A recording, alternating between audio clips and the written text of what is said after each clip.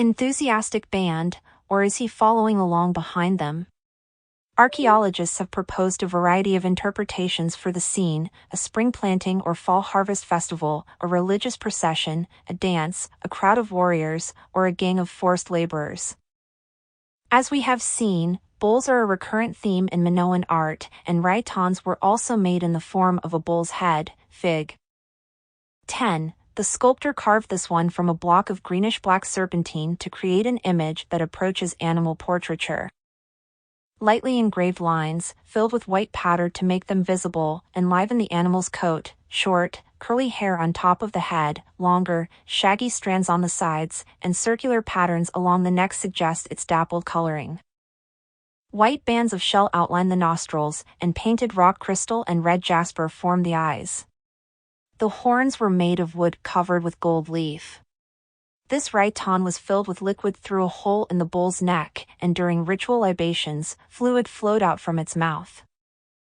Ceramic arts. The ceramic arts, so splendidly realized early on in Kamar's ware, continued throughout the New Palace period.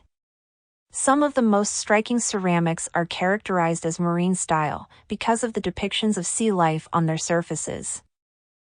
In a stoppered bottle of this type known as the octopus flask, made about 1450 BC, Fig. 11, the painter created a dynamic arrangement of marine life in seeming celebration of Minoan maritime prowess. Like microscopic life teeming in a drop of pond water, sea creatures float around in octopus's tangled tentacles. The decoration on the Kamar's ware jug, CFIG, had reinforced the solidity of its surface, but here the pottery surface seems to dissolve.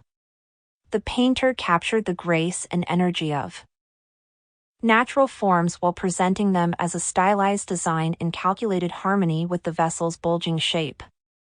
Metalwork. By about 1700 BCE, Aegean metalworkers were producing objects that rivaled those of Near Eastern and Egyptian jewelers, whose techniques they may have learned and adopted. For a pendant in gold found at Chrysolakos, the artist arched a pair of easily recognizable but geometrically stylized bees around a honeycomb of gold granules, providing their sleek bodies with a single pair of outspread wings. The pendant hangs from a spider-like filigree form, with what appear to be long legs encircling a tiny gold ball. Small discs dangle from the ends of the wings and the point where the insects' bodies meet. The spread of Minoan culture. About 1450 BCE, a conquering people from mainland Greece, known as Mycenaeans, arrived in Crete.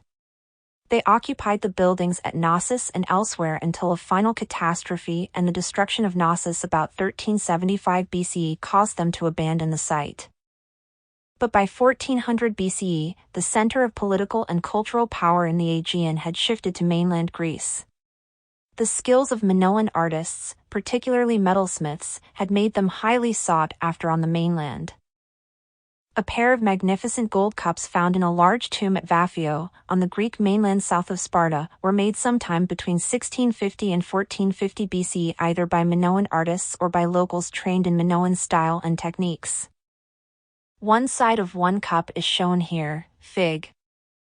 13. The relief designs were executed in repoussé, the technique of pushing up the metal from the back of the sheet. The handles were attached with rivets, and the cup was then lined with sheet gold. In the scenes circling the cups, men are depicted trying to capture bulls in various ways. Here, a scantily clad man has roped a bull's hind leg. The figures dominate the landscape and bulge from the surface with a muscular vitality that belies the cup's small size. It is only 4 inches tall. The depiction of olive trees could indicate that the scene is set in a sacred grove. Could the cups illustrate exploits in some long-lost heroic tale, or are they commonplace herding scenes? Wall painting at Akrotiri on Thera. Minoan cultural influences seem to have spread to the Cyclades as well as mainland Greece. Thera, for example, was so heavily under Crete's influence in the New Palace period that it was a veritable outpost of Minoan culture.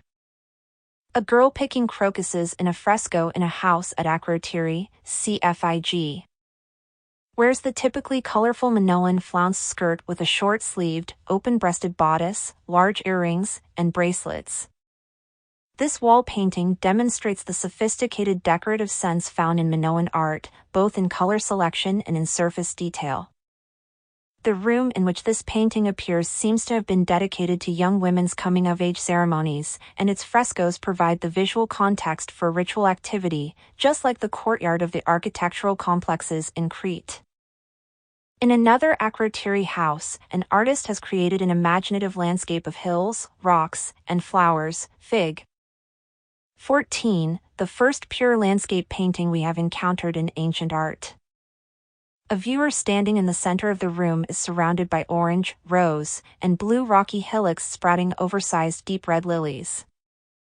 Swallows, sketched by a few deft lines, swoop above and around the flowers. The artist unifies the rhythmic flow of the undulating landscape, the stylized patterning imposed on the natural forms, and the decorative use of bright colors, alternating with darker, neutral tones, which were perhaps meant to represent areas of shadow. The colors may seem fanciful to us, but sailors today who know the area well attest to their accuracy, suggesting that these artists recorded the actual colors of Thera's wet rocks in the sunshine, a zestful celebration of the natural world. How different this is from the cool, stable elegance of Egyptian wall painting. Direct references to the geology of Thera also appear in a long strip of wall painting known as the flotilla fresco running along the tops of the walls in the room of a house in Akrotiri. A domestic context comparable to that of the fresco of the girl gathering crocuses. This expansive tableau was for years interpreted as a long-distance voyage with a martial flavor, but recently art historian Thomas Strasser has argued convincingly that this is a specific seascape viewed from the eastern interior of the island of Thera itself. Looking toward the western opening between two peninsular mountainous landmasses created by a volcanic caldera and at the open sea, populated by festive local ships and the dolphins that leap around them. Rather than serving as the setting for a military expedition, the land and sea of Thera itself may be the principal subject of this painting. The Mycenaean culture. Archaeologists use the term Helladic to designate the Aegean Bronze Age on mainland Greece. The Helladic period extends from about 3000 to 1000 BCE, concurrent with Cycladic and Minoan cultures. In the early part of the Aegean Bronze Age, Greek-speaking peoples, probably from the northwest, moved into the area.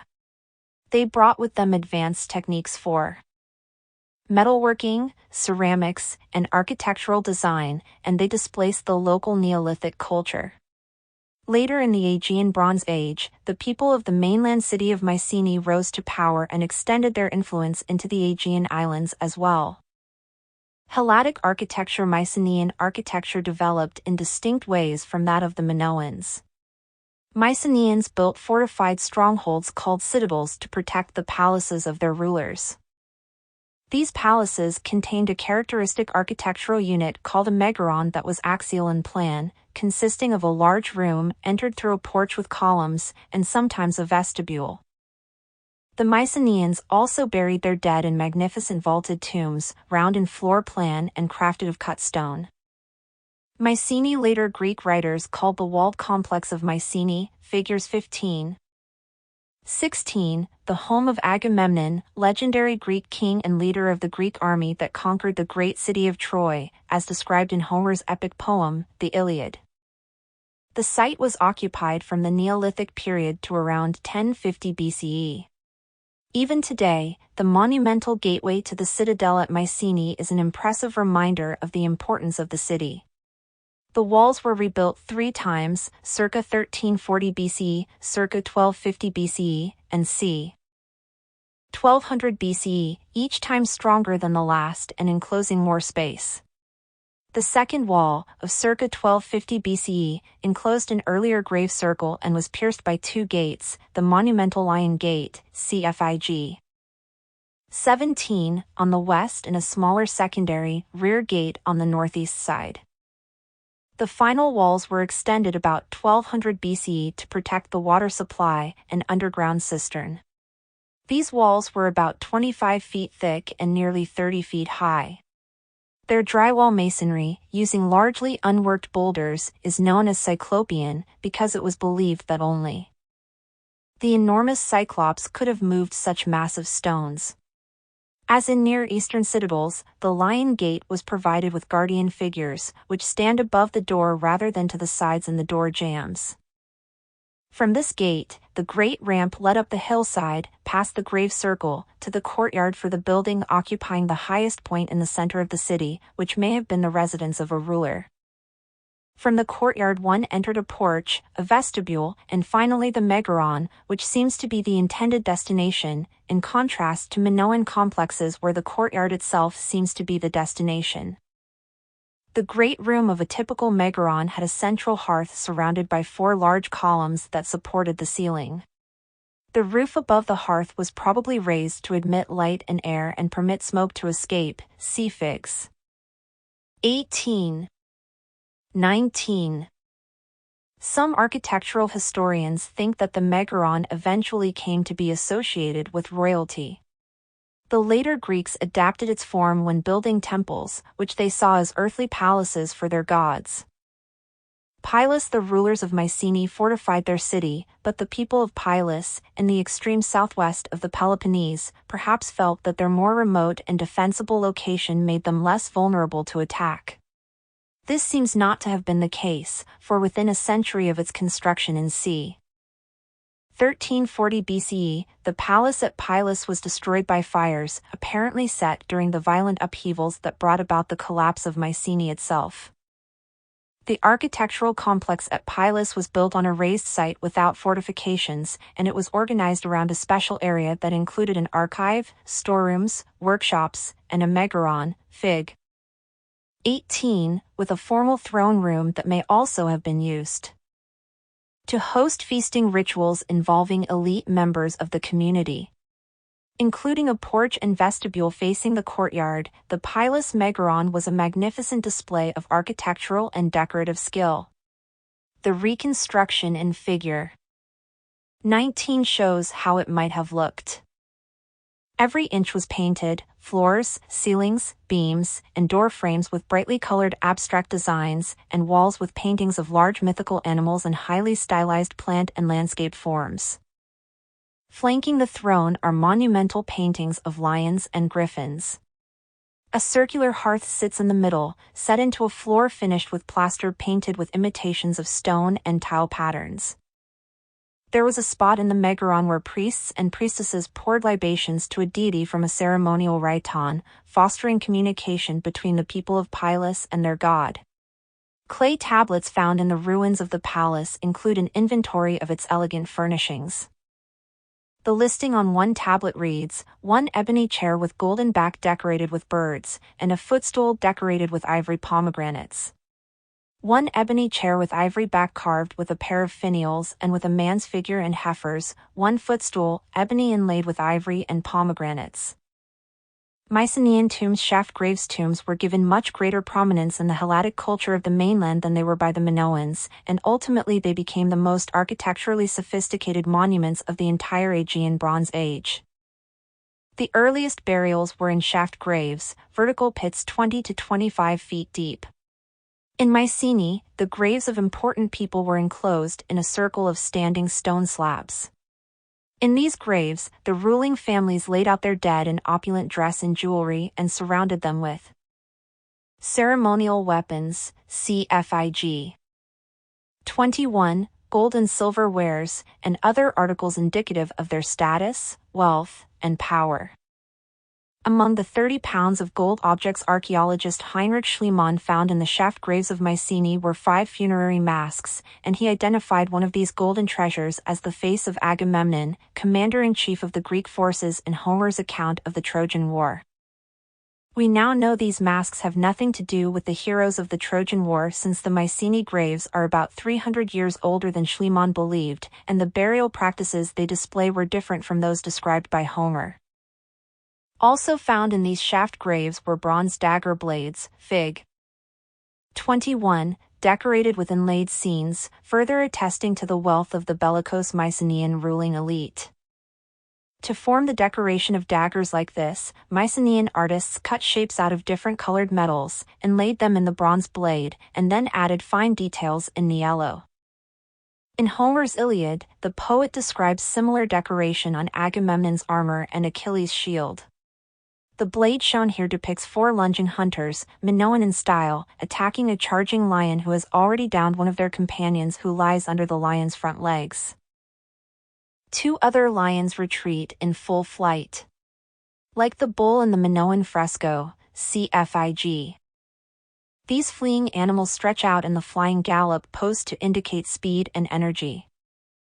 Tholos tombs. By about 1600 BCE, members of the elite class on the mainland had begun building large above-ground burial places commonly referred to as Tholos tombs. More than 100 such tombs have been found, 9 of them in the vicinity of Mycenae. Possibly the most impressive is the so-called treasury of Atrus, Figs. 23, which dates from about 1300 to 1200 BCE. A walled passageway through the earthen mound covering the tomb, about 114 feet long and 20 feet wide and open to the sky, led to the entrance, which was 34 feet high, with a door 16 feet high, faced with bronze plaques. On either side of the entrance were columns created from a green stone found near Sparta, and carved with decoration. The section above the lintel had smaller engaged columns on each side, and the relieving triangle was disguised behind a red and green engraved marble panel.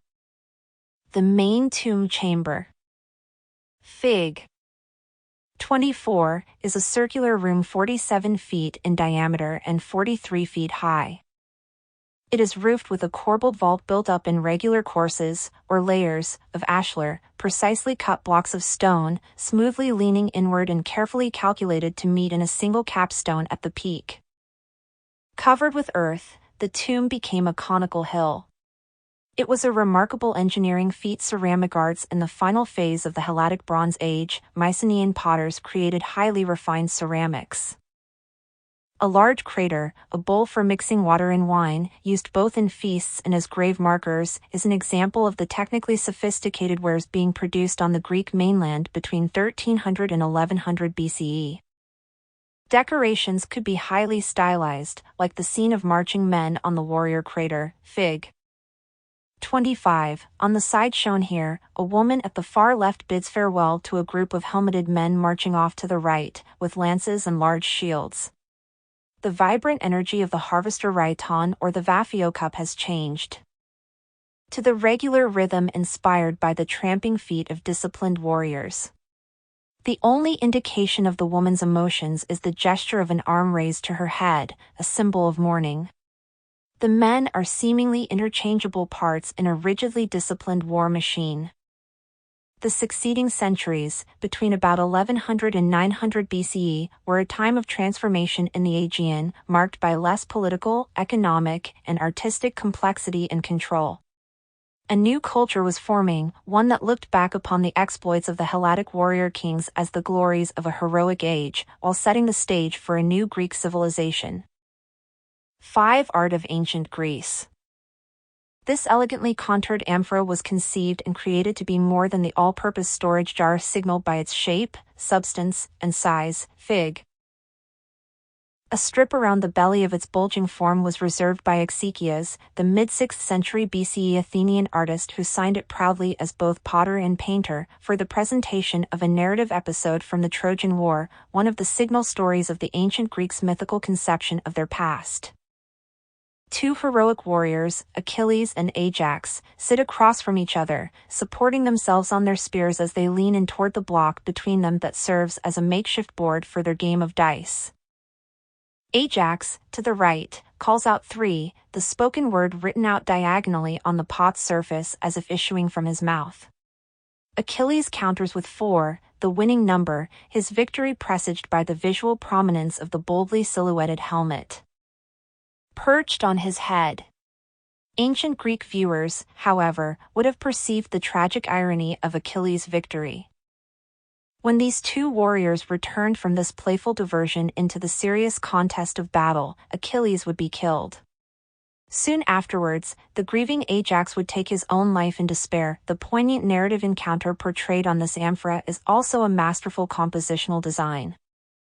Crisscrossing diagonals and compressed overlapping of spears, bodies, and table describe spatial complexity as well as surface pattern. The varying textures of hair, armor, and clothing are dazzlingly evoked by the alternation between expanses of unarticulated surface and the finely incised lines of dense pattern. Careful contours convey a sense of three-dimensional human form. And the arrangement coordinates with the very shape of the vessel itself, its curving outline matched by the warrior's bending backs, the line of its handles continued in the tilt of the leaning shields. There is no hint here of gods or kings. Focus rests on the private diversions of heroic warriors as well as on the identity and personal style of the artist who portrayed them. Supremely self-aware and self-confident, the ancient Greeks developed a concept of human supremacy and responsibility that required a new visual expression. Their art was centered in the material world, but it also conformed to strict ideals of beauty and mathematical concepts of design, paralleling the Greek philosophers' search for the human values of truth, virtue, and harmony, qualities that imbue both subject and style in the celebrated work. The emergence of Greek civilization. Ancient Greece was a mountainous land of spectacular natural beauty. Olive trees and grapevines grew on the steep hillsides, producing oil and wine, but there was little good farmland. In towns, skilled artisans produced metal and ceramic wares to trade abroad for grain and raw materials. Greek merchant ships carried pots, olive oil, and bronzes from Athens, Corinth, and Aegina around the Mediterranean Sea, extending the Greek cultural orbit from mainland Greece south to the Peloponnese, north to Macedonia, and east to the Aegean Islands and the coast of Asia Minor. Map. Greek colonies in Italy, Sicily, and Asia Minor rapidly became powerful independent commercial and cultural centers themselves, but they remained tied to the homeland by common language, heritage, religion, and art. Within a remarkably brief time, Greek artists developed focused and distinctive ideals of human beauty and architectural design that continue to exert a profound influence today. From about 900 BCE until about 100 BCE, they concentrated on a new, rather narrow range of subjects and produced an impressive body of work with focused stylistic aspirations in a variety of media. Greek artists were restless. They continually sought to change and improve existing artistic trends and fashions, affecting striking stylistic evolution over the course of a few centuries. This is in stark contrast to the situation we discovered in ancient Egypt, where a desire for permanence and continuity maintained stable artistic conventions for nearly 3,000 years. Historical background. In the 9th and 8th centuries BCE, long after Mycenaean dominance in the Aegean had come to an end, the Greeks began to form independently governed city-states. Each city-state was an autonomous region with a city, Athens, Corinth, Sparta, as its political, economic, religious, and cultural center. Each had its own form of government and economy, and each managed its own domestic and foreign affairs. The power of these city-states initially depended at least as much on their manufacturing and commercial skills as on their military might. Among the emerging city-states, Corinth, located on major land and sea trade routes, was one of the oldest and most powerful. By the 6th century BCE, Athens rose to commercial and cultural preeminence. Soon it had also established a representative government in which every community had its own assembly and magistrates. All citizens participated in the assembly and all had an equal right to own private property, to exercise freedom of speech, to vote and hold public office, and to serve in the army or navy. Citizenship, however, was open only to Athenian men. The census of 309 BC in Athens listed 21,000 citizens, 10,000 foreign residents, and 400,000 others, that is, women, children, and slaves. Religious beliefs in sacred places. According to ancient Greek legend, the creation of the world involved a battle between the earth gods, called Titans, and the sky gods. The victors were the sky gods, whose home was believed to be atop Mount Olympos in the northeast corner of the Greek mainland. The Greeks saw their gods as immortal and endowed with supernatural powers, but more than peoples of the ancient Near East and the Egyptians, they also visualized them in human form and attributed to them human weaknesses and emotions. Among the most important deities were the supreme god and goddess, Zeus and Hera, and their offspring, see Greek and Roman deities. Page 104. Many sites throughout Greece, called sanctuaries, were thought to be sacred to one or more gods. The earliest sanctuaries included outdoor altars or shrines and a sacred natural element such as a tree, a rock, or a spring. As more buildings were added, a sanctuary might become a palatial home for the gods, with one or more temples, several treasuries for storing valuable offerings, various monuments and statues, housing for priests and visitors, an outdoor dance floor or permanent theater for ritual performances and literary competitions, and a stadium for athletic events.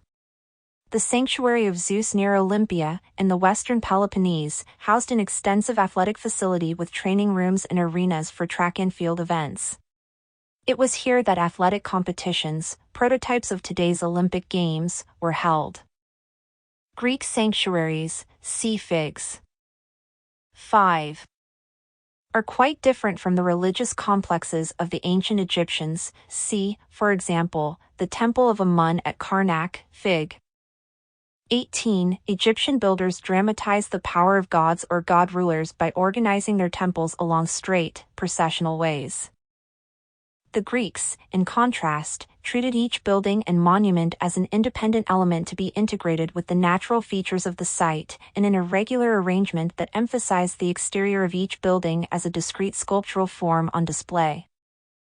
Greek art c. 900, c. 600 BCE. Around the mid-11th century BCE, a new culture began to form on the Greek mainland.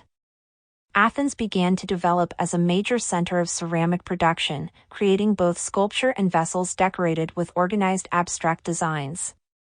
In this geometric period, the Greeks, as we now call them, were beginning to create their own architectural forms and were trading actively with their neighbors to the east. By c. 700 BCE, in a phase called the Orientalizing period, they began to incorporate exotic foreign motifs into their native art. The geometric period, what we call the geometric period, flourished in Greece between 900 and 700 BCE, especially in the decoration of ceramic vessels with linear motifs, such as spirals, diamonds, and cross-hatching. This abstract vocabulary is strikingly different from the stylized plants, birds, and sea creatures that had characterized Minoan pots, see Figs. 4. 11. Large funerary vessels were developed at this time for use as grave markers, many of which have been uncovered at the ancient cemetery of Athens just outside the Dipylon Gate, once the main western entrance into the city. The crater illustrated here, Fig. Seems to provide a detailed pictorial record of funerary rituals associated with the important person whose death is commemorated by this work. On the top register, the body of the deceased is depicted laying on its side atop a funeral bier, perhaps awaiting the relatively new Greek practice of cremation. Male and female figures stand on each side of the body, their arms raised and both hands placed on top of their heads in a gesture of anguish, as if these mourners were literally tearing their hair out with grief. In the register underneath, horse-drawn chariots and foot soldiers, who look like walking shields with tiny ant-like heads and muscular legs, move in solemn procession. The geometric shapes used to represent human figures on this pot: triangles for torsos, more triangles for the heads in profile, round dots for eyes, long, thin rectangles for arms, tiny waists, and long legs with bulging thigh and calf muscles, are what has given the geometric style its name. Figures are shown in either full frontal or full profile views that emphasize flat patterns and crisp outlines. Any sense of the illusion of three-dimensional forms occupying real space has been avoided. But the artist has captured a deep sense of human loss by exploiting the stylized solemnity and strong rhythmic accents of the carefully arranged elements. Egyptian funerary art reflected the strong belief that the dead, in the afterworld, could continue to engage in activities they enjoyed while alive. For the Greeks, the deceased entered a place of mystery and obscurity that living humans could not define precisely, and their funerary art, in contrast, focused on the emotional reactions of the survivors. The scene of human mourning on the spot contains no supernatural beings, nor any identifiable reference to an afterlife, only poignant evocations of the sentiments and rituals of those left behind on Earth. Greek artists of the geometric period also produced figurines of wood, ivory, clay, and cast bronze. These small statues of humans and animals are similar in appearance to those painted on pots. A tiny bronze of this type, depicting a man and centaur, a mythical creature, part man and part horse, Fig, dates to about the same time as the funerary crater. Although there were wise and good centaurs in Greek lore, this work takes up the theme of battling man and centaur, prominent throughout the history of Greek art, cfig. 38. The two figures confront each other after the man, perhaps Heracles, has stabbed the centaur. The spearhead is visible on the centaur's left side. Like the painter of the contemporary funerary crater, the sculptor has distilled the body parts of these figures to elemental geometric shapes, arranging them in a composition of solid forms and open, or negative, spaces that makes the piece interesting from multiple viewpoints. Most such sculptures have been found in sanctuaries, suggesting that they may have served as votive offerings to the gods. The Orientalizing period. By the 7th century BCE, painters in major pottery centers in Greece had moved away from the dense linear decoration of the geometric style, preferring more open compositions built around large motifs, real and imaginary animals, abstract plant forms, and human figures. The source of these motifs can be traced to the arts of the Near East, Asia Minor, and Egypt. Greek painters did not simply copy the work of Eastern artists, however. Instead, they drew on work in a variety of media, including sculpture, metalwork, and textiles, to invent an entirely new approach to painting vessels.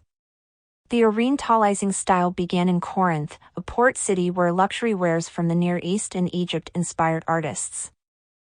The new style is evident in a Corinthian alpi, or wide-mouthed pitcher, dating to about 650–625 BCE, Fig. Silhouetted creatures, lions, panthers, goats, deer, bulls, boars, and swans, stride in horizontal bands against a light background with stylized flower forms called rosettes filling the spaces around them. An early example of the black figure technique, dark shapes define the silhouettes of the animals against a background of very pale buff, the natural color of the Corinthian clay. The artist incised fine details inside the silhouetted shapes with a sharp tool and added touches of white and red slip to enliven the design. The Archaic period, c. 600–480 BCE. The Archaic period does not deserve its name. Archaic means antiquated or old-fashioned, even primitive, and the term was chosen by art historians who wanted to stress what they perceived as a contrast between the undeveloped art of this time and the subsequent classical period, once thought to be the most admirable and highly developed phase of Greek art. But the Archaic period was a time of great new achievement in Greece. In literature, Sappho wrote her inspired poetry on the island of Lesbos, while on another island the legendary storyteller Aesop crafted his animal fables. Artists and architects shared in the growing prosperity as city councils and wealthy individuals sponsored the creation of extraordinary sculpture and fine ceramics and commissioned elaborate civic and religious buildings in cities and sanctuaries. The sanctuary at Delphi. According to Greek myth, Zeus was said to have released two eagles from opposite ends of the earth, and they met exactly at the rugged mountainside of Apollo's sanctuary, Fig.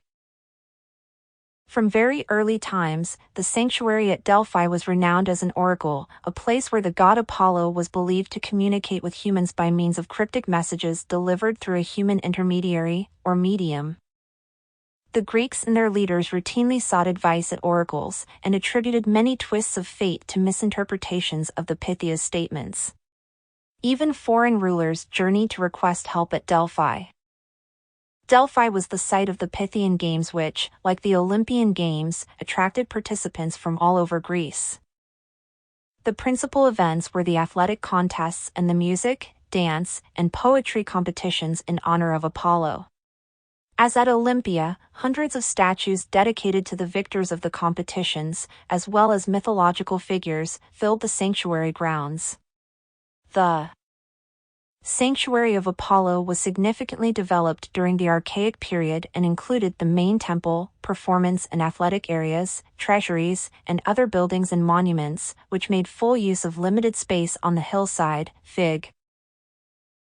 After visitors had climbed the steep path up the lower slopes of Mount Parnassus, they entered the sanctuary by a ceremonial gate in the southeast corner. From there they zigzagged up the sacred way, so named because it was the route of religious processions during festivals.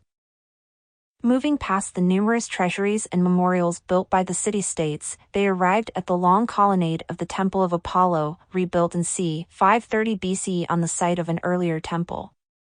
Below the temple was a stoa, a columned pavilion open on three sides, built by the people of Athens. There visitors rested, talked, or watched ceremonial dancing. At the top of the sanctuary hill was a stadium area for athletic contests. Treasury of the Siphnian sanctuaries also included treasuries built by the citizens of Greek city-states to house and protect their offerings. The small but luxurious treasury of the Siphnians, Fig, was built in the sanctuary of Apollo at Delphi by the residents of the island of Siphnos in the Cyclades, between about 530 and 525 BCE. It survives today only in fragments housed in the museum at Delphi. Instead of columns, the builders used two stately caryatids, columns carved in the form of clothed women in finely pleated, flowing garments, raised on pedestals and balancing elaborately carved capitals on their heads. The capitals support a tall entablature conforming to the Ionic order, which features a plain, or three-panel, architrave and a continuous carved frieze, set off by richly carved moldings. Both the continuous frieze and the pediments of the Siphnian treasury were originally filled with relief sculpture. A surviving section of the frieze from the building's north side, which shows a scene from the legendary battle between the gods and the giants, is notable for its complex representation of space. Fig. To give a sense of three-dimensional recession, the sculptors overlapped the figures, sometimes 3 deep, varying the depth of the relief to allow viewers to grasp their placement within space. Originally, such sculptures were painted with bright color to enhance the lifelike effect. Temples for centuries. Ancient Greeks had worshipped at sanctuaries where an outdoor altar stood within an enclosed sacred area called a temenos, reserved for worship. Sometimes temples sheltering a statue of a god were incorporated into these sanctuaries, often later additions to an established sanctuary. A number of standardized temple plans evolved, ranging from simple, one-room structures with columned porches to buildings with double porches, surrounded entirely by columns. Builders also experimented with the design of temple elevations, the arrangement, proportions, and appearance of the columns and the lintels, which now grew into elaborate entablatures. Two elevation designs emerged during the Archaic period, the Doric order and the Ionic order. The Corinthian order, a variant of the Ionic order, would develop later. A particularly well-preserved archaic Doric temple, built around 550 BCE, still stands at the former Greek colony of Poseidonia about 50 miles south of the modern city of Naples, Italy. Fig. Dedicated to Hera, the wife of Zeus. It is known today as Hera I to distinguish it from a second, adjacent temple to Hera built about a century later. A row of columns called the peristyle surrounded the main room, the cella. The columns of Hera I are especially robust, only about 4 times as high as their maximum diameter, and topped with a widely flaring capital and a broad, blocky abacus, creating an impression of great stability and permanence. As the column shafts rise, they swell in the middle and contract again toward the top, a refinement known as entasis, giving them a sense of energy and lift. Hera has an uneven number of columns, 9, across the short ends of the peristyle, with a column instead of a space at the center of the 2 ends. The entrance to the perneos has 3 columns and antis, and a row of columns runs down the center of the wide cella to help support the ceiling and roof. The unusual tuile, two-door arrangement leading to the small room at the end of the cella proper suggests that the temple had two presiding deities, either Hera and Poseidon, or Hera and Zeus, or perhaps Hera in her two manifestations. The Temple of Aphaea on Aegina, a fully developed and somewhat sleeker Doric temple, part of a sanctuary dedicated to a local goddess named Aphaea, was built on the island of Aegina during the first quarter of the 5th century BCE, Fig. 10. Spectacularly sited on a hill overlooking the sea, the temple is reasonably well preserved, in spite of the loss of pediments, roof, and sections of its colonnade. Enough evidence remains to form a reliable reconstruction of its original appearance. Fig. 11. The plan combines 6 columns on the facades with 12 on the sides, and the cella, whose roof was supported by superimposed colonnades, could be entered from porches on both short sides.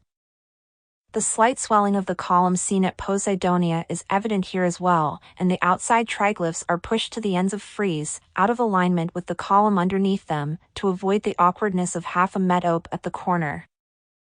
Like most Greek temples, this building was neither isolated nor situated in open space, but set in relation to an outside altar where religious ceremonies were focused. By enclosing the temple within a walled precinct or temenos, the designer could control the viewer's initial experience of the temple. As the viewer entered the sacred space through a gatehouse, the propylon, the temple would be seen at an oblique angle. Fig. 12. Unlike ancient Egyptian temples, where long processional approaches led visitors directly to the flat entrance facade of a building, see Figs. 18. 22. The Greek architect revealed from the outset the full shape of a closed, compact, sculptural mass, inviting viewers not to enter seeking something within, but rather to walk around the exterior. Exploring the rich sculptural embellishment on pediments and frieze. Cult ceremonies, after all, took place outside the temples. Modern viewers, however, will not find exterior sculpture at Aegina. Nothing remains from the metopes, and substantial surviving portions of the two pediments were purchased in the early 19th century by the future Ludwig I of Bavaria and are now exhibited in Munich. The triangular pediments in Greek temples created challenging compositional problems for sculptors intent on fitting figures into the tapering spaces at the outside corners, since the scale of figures could not change, only their poses. The west pediment from Aegina, Fig. 13, traditionally dated about 500–490 BCE, before its eastern counterpart, represents a creative solution that became a design standard, appearing with variations throughout the 5th century BCE. The subject of the pediment, rendered in fully three-dimensional figures, is the participation of local warriors in the military expedition against Troy. Fallen warriors fill the angles at both ends of the pediment base, while others crouch and lunge, rising in height toward an image of Athena as warrior goddess, who can fill the elevated pointed space at the center peak since she is allowed to be represented larger than the humans who flank her. Among the best preserved fragments from the west pediment is the dying warrior from the far right corner. Fig. 14. This tragic but noble figure struggles to rise up, supported on bent leg and elbow, in order to extract an arrow from his chest, even though his death seems certain. This figure originally would have been painted and fitted with authentic bronze accessories, heightening the sense of reality. A similar figure appeared on the east pediment, Fig. 15, traditionally seen as postdating the west pediment by a decade or so. The sculptor of this dying warrior also exploited the difficult framework of the pediment corner, only here, instead of an uplifted frontal form and profile, we see a twisted body capable of turning in space. The figure is more precariously balanced on his shield, clearly about to collapse. There is an increased sense of softness in the portrayal of human flesh and a greater sophistication in tailoring bodily posture not only to the tapering shape of the pediment, but also to the expression of the warrior's own emotional involvement in the agony and vulnerability of his predicament, which in turn inspires a sense of pathos or empathy in the viewer. For decades, art historians have taught that over the course of a decade, two successive sets of sculptures on Aegina allow us to trace the transition from archaic toward early classical art. Very recently, however, Andrew Stewart has reviewed the archaeological evidence on the Athenian Acropolis and Aegina and reached a very different conclusion. He questions the traditional dating of key works from the transition between archaic and early classical art, notably the Aegina pediment sculpture and the Critios boy, placing them after the Persian invasion of 580-579 BCE. And raising the question of whether Greek victory over this outside enemy might have been a factor in the stylistic change. In the case of the Aegina temple, this redating becomes especially interesting. Instead of assuming that the difference in style between the Western and Eastern pediments represents a time gap separating their production, Stewart proposes that both ensembles were produced concurrently during the 470s by two workshops, one conservative and one progressive. Freestanding sculpture. In addition to statues designed for temple exteriors, sculptors of the Archaic period created a new type of large, freestanding statue made of wood, terracotta, limestone, or white marble from the islands of Paros and Naxos. These freestanding figures were brightly painted and sometimes bore inscriptions indicating that individual men or women had commissioned them for a commemorative purpose. They have been found marking graves and in sanctuaries, where they lined the sacred way from the entrance to the main temple. A female statue of this type is called a kore, Greek for young woman, and a male statue is called a kouros, Greek for young man. Archaic korai, always clothed, probably represented deities, priestesses, and nymphs. Kuroi, nearly always nude, have been variously identified as gods, warriors, and victorious athletes. Because the Greeks associated young, athletic males with fertility and family continuity, the kuroi figures may have symbolized ancestors. Metropolitan Kouros. A kouros dated about 600 BCE, Fig. 18, recalls the pose and proportions of Egyptian sculpture. As with Egyptian figures such as the statue of Menkaure, cfig. This young Greek stands rigidly upright, arms at his sides, fists clenched, and one leg slightly in front of the other. However, the Greek artist has cut away all stone from around the body to make the human form freestanding. Archaic kuroi are also much less lifelike than their Egyptian forebears. Anatomy is delineated with linear ridges and grooves that form regular, symmetrical patterns. The head is ovoid and schematized, and the wig-like hair evenly knotted into tufts and tied back with a narrow ribbon. The eyes are relatively large and wide open, and the mouth forms a conventional closed-lip expression known as the archaic smile. In Egyptian sculpture, male figures usually wore clothing associated with their status, such as the headdresses, necklaces, and kilts that identified them as kings. The total nudity of the Greek kuroi is unusual in ancient Mediterranean cultures, but it is acceptable, even valued, in the case of young men. Not so with women. Berlin kore. Early archaic kurai are as severe and stylized as the male figures. The Berlin kore, a funerary statue found in a cemetery at Karatia and dated about 570-560 BCE, stands more than 6 feet tall, Fig. 19. The erect, full-bodied figure takes an immobile pose, accentuated by a bulky crown and thick soled clogs. The thick robe and tassel cloak over her shoulders fall in regularly spaced, symmetrically disposed, parallel folds like the fluting on a Greek column. This drapery masks her body but mimics its curving contours. Traces of red, perhaps the red clay used to make thin sheets of gold adhere, indicate that the robe was once painted or gilded. The figure holds a pomegranate in her right hand, a symbol of Persephone, who was abducted by Hades, the god of the underworld, and whose annual return brought the springtime. Anavisos kouros. The powerful, rounded, athletic body of a kouros from Anavisos, dated about 530 BCE, documents the increasing interest of artists and their patrons in a more lifelike rendering of the human figure, Fig. 20. The pose, wig-like hair, and archaic smile echo the earlier style, but the massive torso and limbs have carefully rendered, bulging muscularity, suggesting heroic strength.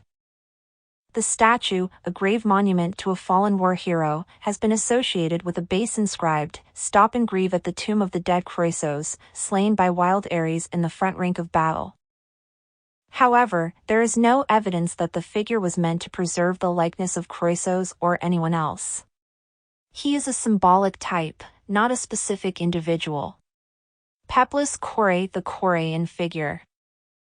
21 is dated about the same time as the Anavisos Kouros, though she is a votive rather than a funerary statue. Like the Kouros, she has rounded body forms, but unlike him, she is clothed.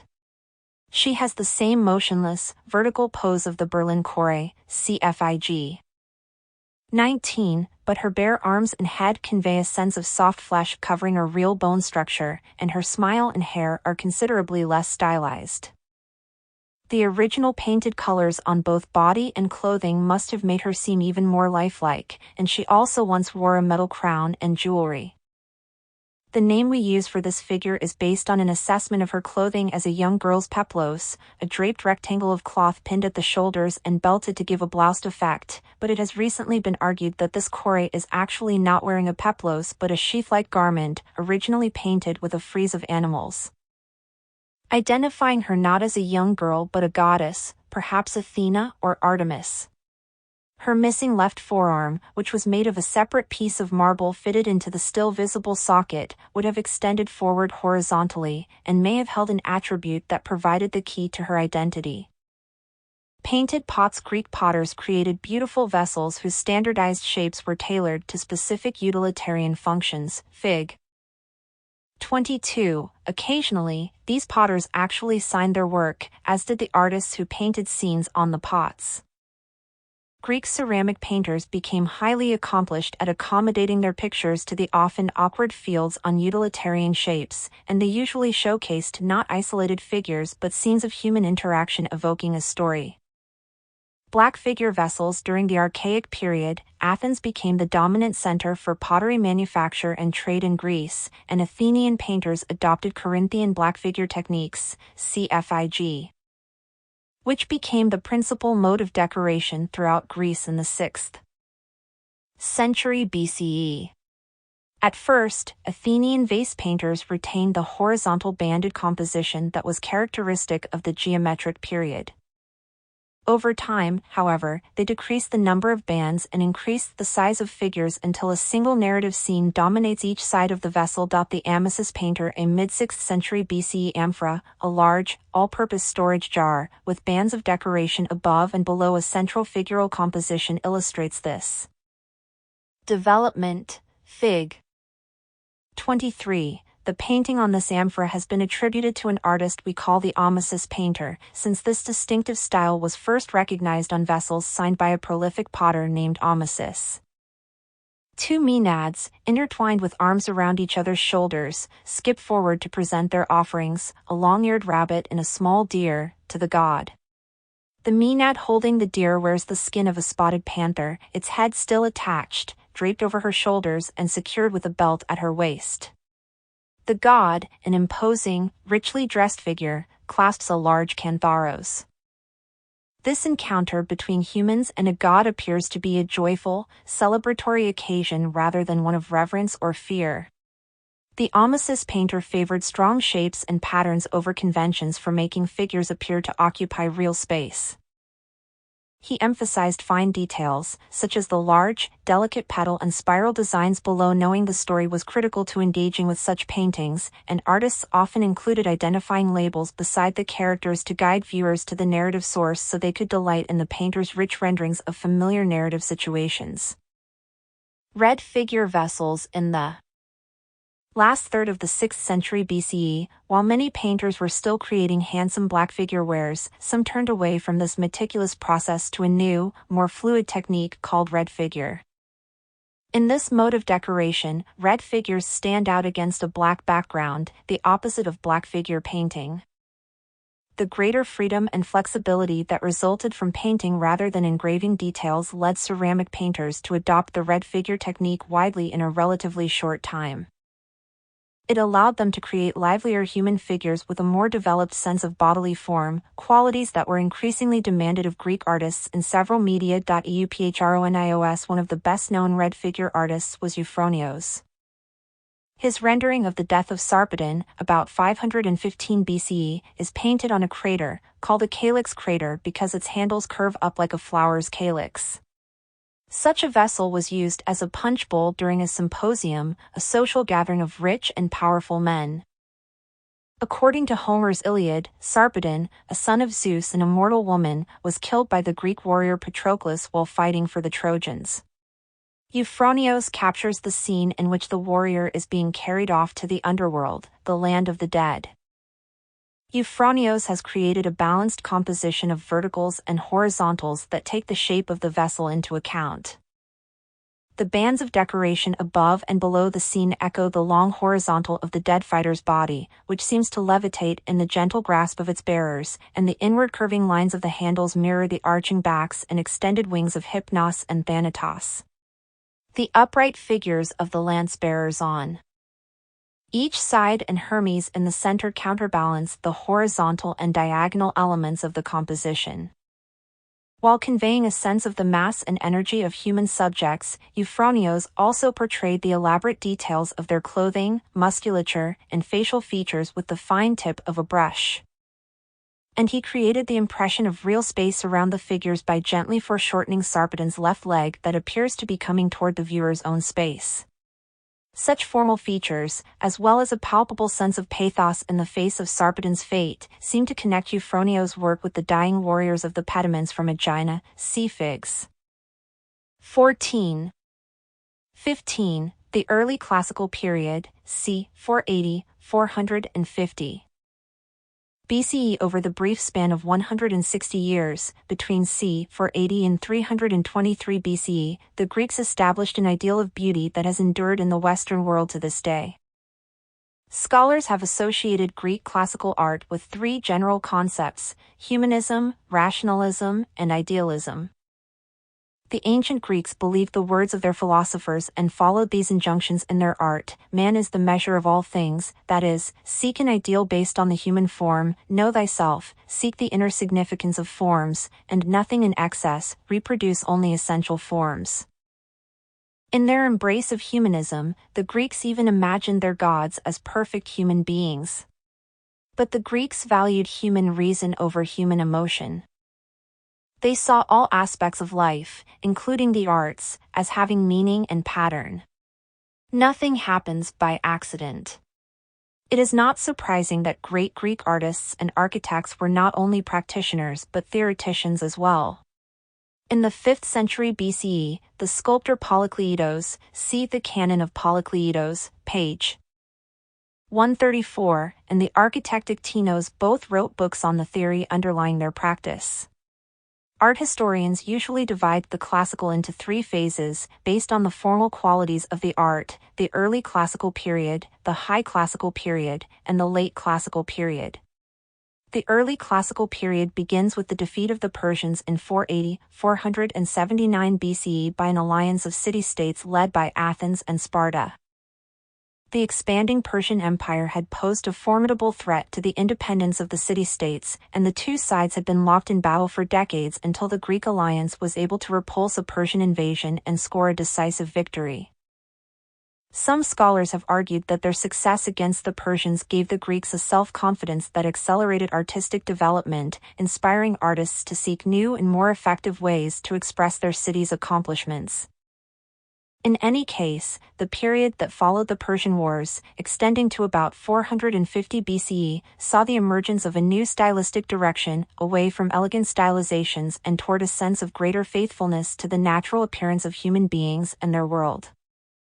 Marble sculpture. In the remarkably short time of only a few generations, Greek sculptors had moved far from the stiff bearing and rigid frontality of the archaic kuroi to more relaxed poses and lifelike figures such as the so-called Critios boy of about 480 BC, Fig. 26. The softly rounded body forms, broad facial features, and calm expression give the figure an air of self-confident seriousness. His weight rests on his left, engaged leg, while his right, relaxed leg bends slightly at the knee, and a noticeable curve in his spine counters the slight shifting of his hips and a subtle drop of one of his shoulders. We see here the beginnings of contrapposto, the convention of presenting standing figures with opposing alternations of tension and relaxation around a central axis that will dominate classical art. The slight turn of the head invites the spectator to follow his gaze and move around the figure, admiring the small marble statue from every angle. Bronze sculpture. The development of the technique of hollow casting bronze and the lost wax process gave Greek sculptors the potential to create more complex action poses with outstretched arms and legs. These were very difficult to create in marble, since unbalanced figures might topple over and extended appendages might break off due to their pendulous weight. Bronze figures were easier to balance, and the metal's greater tensile strength made complicated poses and gestures technically possible. The painted underside of an Athenian kylix portrays work in a late archaic foundry for casting life-size figures. Fig. 27, providing clear evidence that the Greeks were creating large bronze statues in active poses as early as the first decades of the 5th century BCE. The walls of the workshop are filled with hanging tools and other foundry paraphernalia, including several sketches, a horse, human heads, and human figures in different poses. One worker, wearing what looks like a modern-day construction helmet, squats to tend the furnace on the left, perhaps aided by an assistant who peeks from behind. The man in the center, possibly the supervisor, leans on a staff, while a third worker assembles a leaping figure that is braced against a molded support. The unattached head lies between his feet. The charioteer, a spectacular and rare life-size bronze, the charioteer, Fig. 28, cast about 470 BCE, documents the skills of early classical bronze casters. It was found in the sanctuary of Apollo at Delphi, together with fragments of a bronze chariot and horses, all buried during an earthquake in 373 BCE that may have saved them from the fate of most ancient bronzes, which were melted down so the material could be recycled and made into a new work. According to its inscription, the sculptural group commemorated a victory in the Pythian Games of 478 or 474 BCE, though it was the team of horses and the owner, not the charioteer, who were being celebrated. The face of this handsome youth is highly idealized, but there is a lifelike quality to the way his head turns slightly to one side, and the glittering, onyx eyes and fine copper eyelashes enhance his intense, focused expression. He stands at attention, sheathed in a long robe with folds falling naturally under their own weight, varying in width and depth, yet seemingly capable of swaying and rippling with the charioteer's movement. The feet, with their closely observed toes, toenails, and swelling veins over the instep, are so realistic that they seem to have been cast from molds made from the feet of a living person. The Reyes warrior's shipwreck as well as earthquake has protected ancient bronzes from recycling.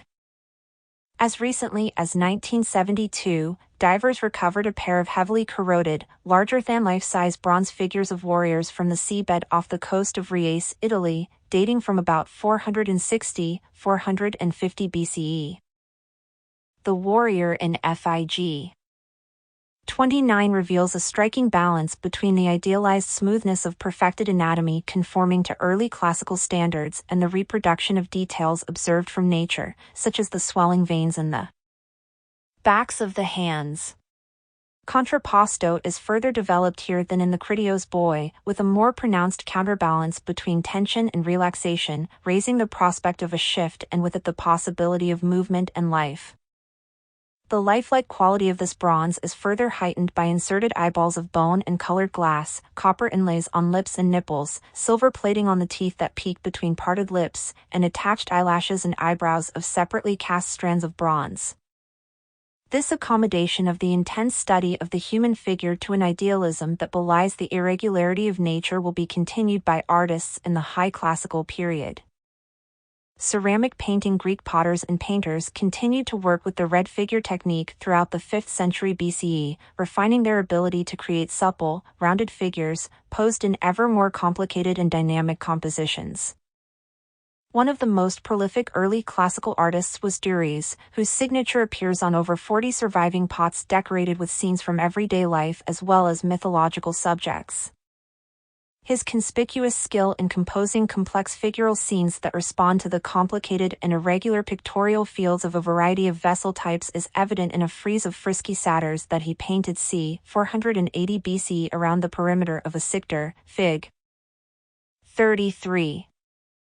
This strangely shaped pot was a wine cooler made to float in a crater filled with chilled water, its extended bottom serving as a keel to keep it from tipping over. Like the crater, the Sictor was a vessel meant for use in exclusive male drinking parties known as symposia, and the decoration was chosen with this context in mind. The acrobatic virtuosity of the satyrs is matched by the artist's own virtuosity in composing them as an interlocking set of diagonal gestures that alternately challenge and correspond with the bulging form around which they are painted. The playful interaction of satyrs with their kylixes must have amused the tipsy revelers, especially when this pot was gently bobbing within the crater, making the satyrs seem to be walking around in circles on top of the wine. One satyr cups his kylix to his buttocks, juxtaposing convex and concave shapes. Another, balanced in a precarious handstand, seems to be observing his own reflection within the wine of his kylix. But Dürres was also capable of more lyrical compositions, as seen in the painting he placed within a kylix, Fig. 34, similar in shape to those used as props by the satyrs on the Sictor. This tondo was an intimate picture. It became visible only to the user of the cup when he tilted up the kylix to drink from it, otherwise, sitting on a table, the painting would have been obscured by the dark wine pool within it. A languidly posed and elegantly draped youth stands behind an altar pouring wine from an oinakoi into the kylix of a more dignified, bearded older man. Euphronios' tentative essay in foreshortening Sarpedon's bent leg on his crater blossoms in the work of Dürres to become full-scale formal projection as the graceful youth on this kylix bends his arm from the background to project his frontal oinakoi over the laterally held kylix of his seated companion. For the well-educated reveler using this cup at a symposium, there were several possible readings for the scene he was observing. This could be the legendary Athenian king Cecrops, who appears, identified by inscription, in the scene Dürres painted on the underside of the kylix. Also on the bottom of the cup are Zeus and the young Trojan prince Ganymede, whom the supreme god abducted to Olympus to serve as his cupbearer. Or, since the symposia themselves were the site of amorous interactions between older and younger men, the user of this cup might have found his own situation mirrored in what he was observing while he drank. The High Classical Period, c. 450, 400 BC. The High Classical period of Greek art lasted only a half-century, 450, 400 BCE. The use of the word high to qualify the art of this time reflects the value judgments of art historians who have considered this period a pinnacle of artistic refinement, producing works that set a standard of unsurpassed excellence. Some have even referred to this half-century as Greece's Golden Age, although these decades were also marked by turmoil and destruction. Without a common enemy, Sparta and Athens turned on each other in a series of conflicts known as the Peloponnesian War.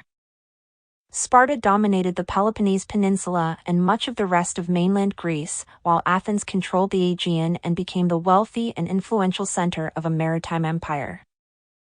Today we remember Athens more for its cultural and intellectual brilliance and its experiments with democratic government, which reached its zenith in the 5th century BCE under the charismatic leader Pericles, than for the imperialistic tendencies of its considerable commercial power. Except for a few brief interludes, Pericles dominated Athenian politics and culture from 462 BCE until his death in 429 BCE. Although comedy writers of the time sometimes mocked him, calling him Zeus and the Olympian because of his haughty personality, he was a dynamic, charismatic political and military leader. He was also a great patron of the arts, supporting the use of Athenian wealth for the adornment of the city, and encouraging artists to promote a public image of peace, prosperity, and power.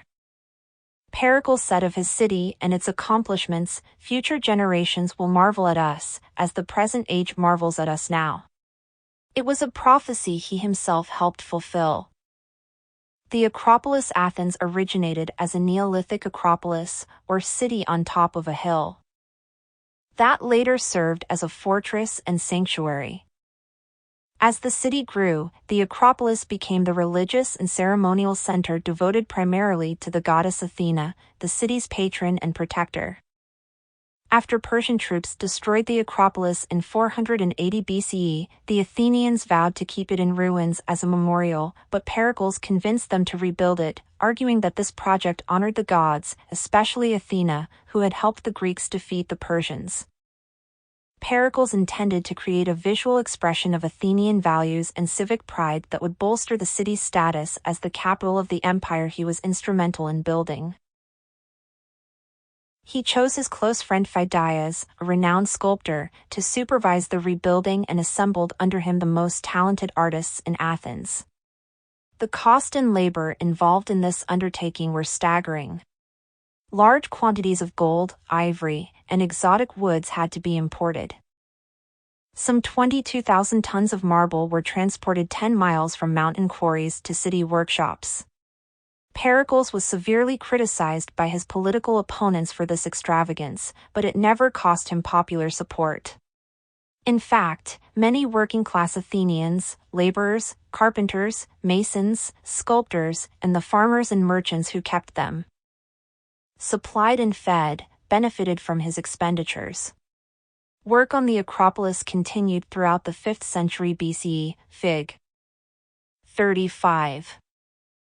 Visitors in 400 BCE would have climbed a steep ramp on the west side of the hill, in the foreground of Figure 35, to the sanctuary entrance, perhaps pausing to admire the small temple dedicated to Athena Nike, poised on a projection of rock above the ramp.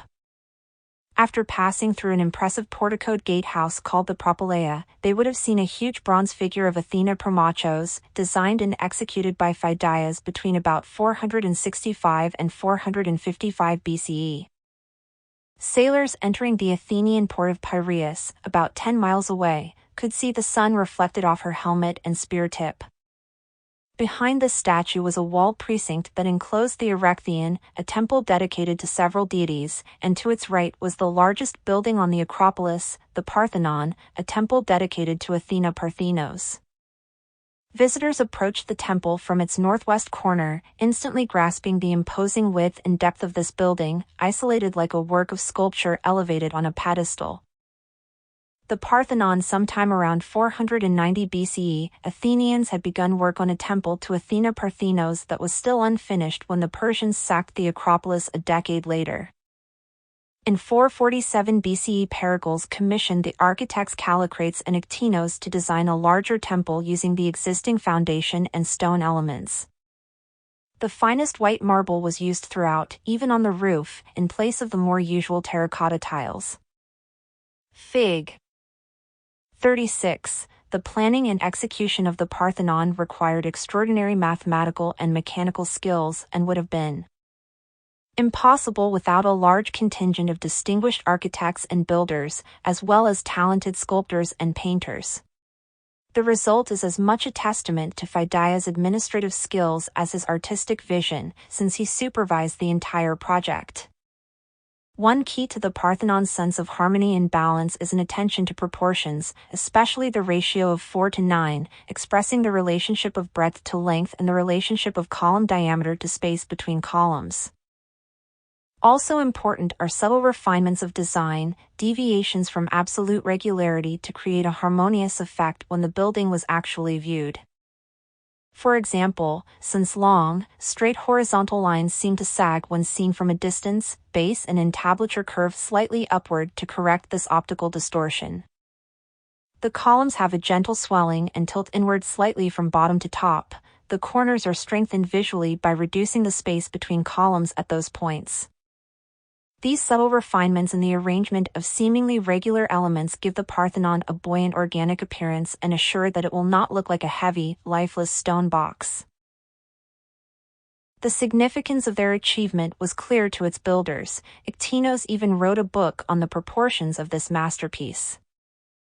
The sculptural decoration of the Parthenon reflects Pheidias' unifying aesthetic vision, but it also conveys a number of political and ideological themes: the triumph of the democratic Greek city-states over imperial Persia, the preeminence of Athens thanks to the favor of Athena, and the triumph of an enlightened Greek civilization over despotism and barbarism. The pediments, as with most temples, sculpture in the round fill both pediments of the Parthenon, set on the deep shelf of the cornice, and secured to the wall with metal pins. Unfortunately, much has been damaged or lost over the centuries. Using the locations of the pinholes and weathering marks on the cornice, and also drawings made by French artist Jacques Carré on a visit to Athens in 1674, scholars have been able to determine the placement of surviving statues and infer the poses of missing ones. We know the subjects from the descriptions of the 2nd century CE Greek writer Pausanias. The west pediment sculpture, facing the entrance to the Acropolis, presented the contest Athena won over the sea god Poseidon for rule over the Athenians. The east pediment figures, above the entrance to the cella, portrayed the birth of Athena, fully grown and clad in armor, from the brow of her father, Zeus. The statues from the east pediment are the best preserved of the two groups. Fig. 37. Flanking the missing central figures, probably Zeus seated on a throne with the newborn adult Athena standing at his side, were groups of goddesses and a single male figure. In the left corner was the sun god Helios in his horse-drawn chariot rising from the sea, while at the right the moon goddess Selene descends in her chariot to the sea, the head of her tired horse hanging over the cornice. The reclining male nude, whose relaxed pose fits so easily into the left pediment, has been identified as either Heracles with his lion's skin or Dionysus lying on a panther skin. The two seated women may be the earth and grain goddesses Demeter and Persephone. The running female figure just to the left of center is Iris, messenger of the gods, already spreading the news of Athena's birth. The three interlocked female figures on the right side who seem to be awakening from a deep sleep, two sitting upright and one reclining, are probably Hestia, Dione, and her daughter, Aphrodite. The sculptor, whether Pheidias or a follower, expertly rendered the female form beneath the fall of draperies, which both cover and reveal their bodies while uniting the three figures into a single mass. The Doric frieze. The all-marble Parthenon had two sculptured friezes, one above the outer peristyle and another atop the cella wall inside.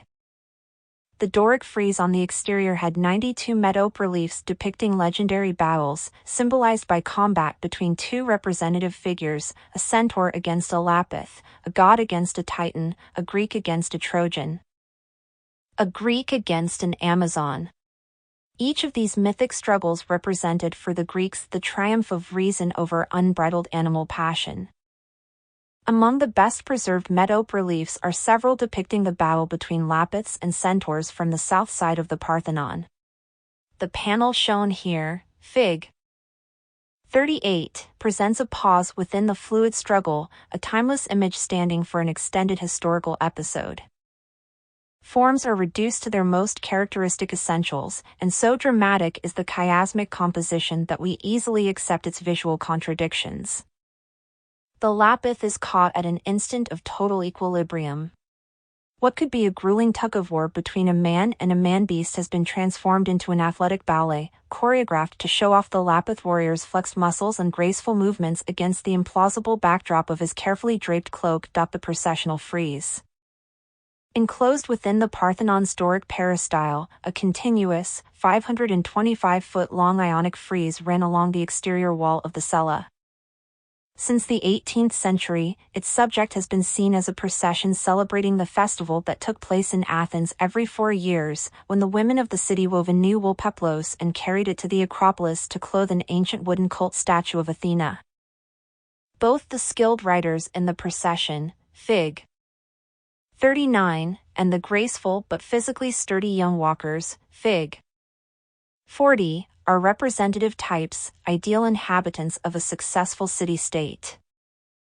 The underlying message of the frieze as a whole is that the Athenians are a healthy, vigorous people, united in a democratic civic body looked upon with favor by the gods.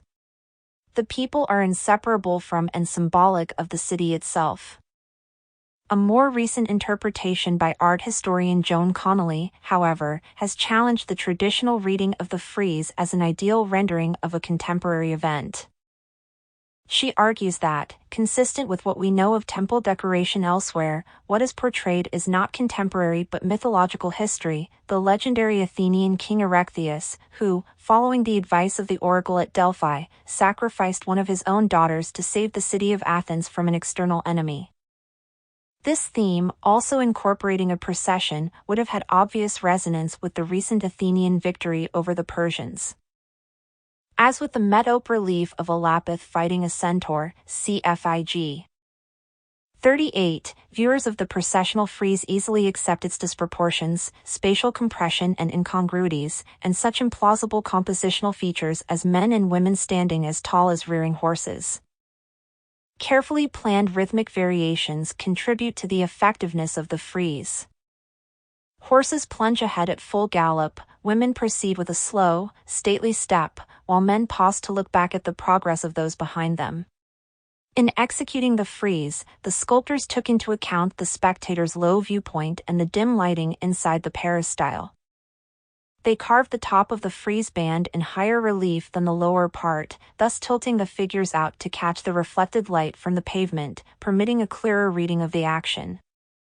The subtleties in the sculpture may not have been as evident to Athenians in the 5th century BCE as they are now. The frieze, seen at the top of a high wall and between columns, was originally completely painted. Figures in red and ochre, accented with glittering gold and real metal details, were set against a contrasting background of dark blue. Statue of Athena Parthenos. After having explored the considerable richness of sculpture on the exterior of the Parthenon, with permission, viewers could have climbed the east steps to look into the cella, where they would have seen Pheidias' colossal gold and ivory statue of Athena, outfitted in armor and holding a shield in one hand and a winged Nike in the other, which was installed in the temple and dedicated 438 BC, Fig. 41. The original has completely vanished, but descriptions and later copies allow us a clear sense of its appearance and its imposing size, looming nearly 40 feet tall. The Propylaea and the Erechtheion. Upon completion of the Parthenon, work began in 437 on the monumental gatehouse, the Propylaea, that had been part of the original design of the Acropolis complex.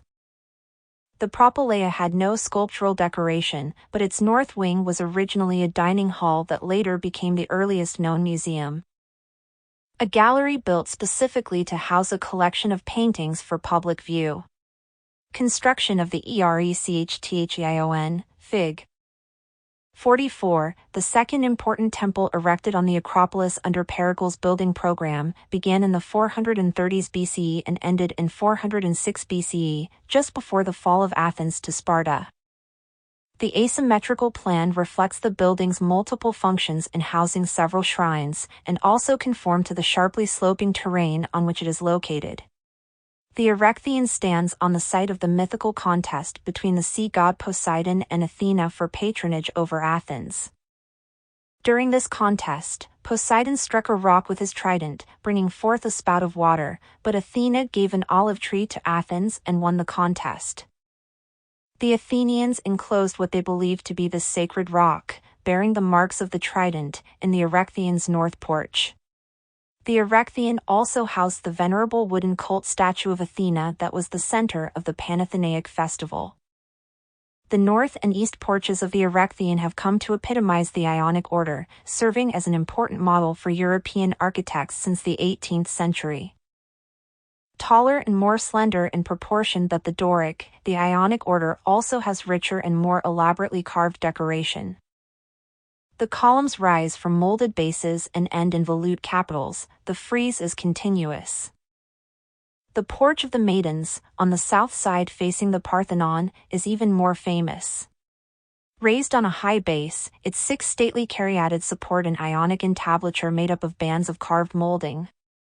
In a pose characteristic of classical figures, each caryatid's weight is supported on one engaged leg, while the free leg, bent at the knee, rests on the ball of the foot. The 3 caryatids on the left have their right legs engaged, and the 3 on the right have their left legs engaged, creating a sense of closure, symmetry, and rhythm. The Temple of Athena Nike. The Ionic Temple of Athena Nike, located south of the Propylaea, was designed and built about 425 BCE, probably by Callicrates, CFIG. 43. Reduced to rubble during the Turkish occupation of Greece in the 17th century CE, the temple has since been rebuilt. Its diminutive size, about 27 by 19 feet, and refined Ionic decoration are in marked contrast to the weightier Doric Propylaea adjacent to it. Between 410 and 405 BCE, this temple was surrounded by a parapet or low wall faced with sculptured panels depicting Athena presiding over the preparation of a celebration by winged Nikes. The parapet no longer exists, but some panels have survived, including the celebrated Nike adjusting her sandal, Fig. 46. The figure bends forward gracefully, allowing her chiton to slip off one shoulder. Her large overlapping wings effectively balance her unstable pose. Unlike the decorative swirls of heavy fabric covering the Parthenon goddesses, or the weighty, pleated robes of the Erechtheian caryatids, the textile covering this Nike appears delicate and light, clinging to her body like wet silk, one of the most discreetly erotic images in ancient art. The Athenian Agora in Athens, as in most cities of ancient Greece, commercial, civic, and social life revolved around the marketplace, or agora. The Athenian Agora, at the foot of the Acropolis, began as an open space where farmers and artisans displayed their wares. Over time, public and private structures were erected on both sides of the Panathenaic Way, a ceremonial road used during an important festival in honor of Athena, Fig. 47, a stone drainage system was installed to prevent flooding, and a large fountain house was built to provide water for surrounding homes, administrative buildings, and shops. By 400 BCE, the agora contained several religious and administrative structures and even a small racetrack. The agora also had the city mint, its military headquarters, and 2 buildings devoted to court business. In design, the stoa, a distinctively Greek structure found nearly everywhere people gathered, ranged from a simple roof held up by columns to a substantial, sometimes architecturally impressive, building with 2 stories and shops along one side. Stoas offered protection from the sun and rain, and provided a place for strolling and talking business, politics, or philosophy. While city business could be, and often was, conducted in the stoas, agora districts also came to include buildings with specific administrative functions. In the Athenian agora, the 500-member bull, or council, met in a building called the Bouleuterion. This structure, built before 450 BCE but probably after the Persian destruction of Athens in 480 BCE, has a simple rectangular plan with a vestibule and large meeting room. Near the end of the 5th century BCE, a new Bouleuterion was constructed to the west of the old one. This too had a rectangular plan. The interior, however, may have had permanent tiered seating arranged in an ascending semicircle around a ground-level podium or raised platform. Nearby was a small, round building with 6 columns supporting a conical roof, a type of structure known as a tholos. Built about 465 BCE, this tholos was the meeting place of the 50-member executive committee of the bull. The committee members dined there at the city's expense, and a few of them always spent the night there in order to be available for any pressing business that might arise. Private houses surrounded the agora. Compared with the often grand public buildings, houses of the 5th century BCE in Athens were rarely more than simple rectangular structures of stucco-faced mud brick with wooden posts and lintels supporting roofs of terracotta tiles. Rooms were small and included a day room in which women could sew, weave, and do other chores, a dining room with couches for reclining around a table, a kitchen, bedrooms, and occasionally an indoor bathroom. Where space was not at a premium, houses sometimes opened onto small courtyards or porches. City plans in older Greek cities such as Athens, buildings and streets developed in conformance to the needs of their inhabitants and the requirements of the terrain.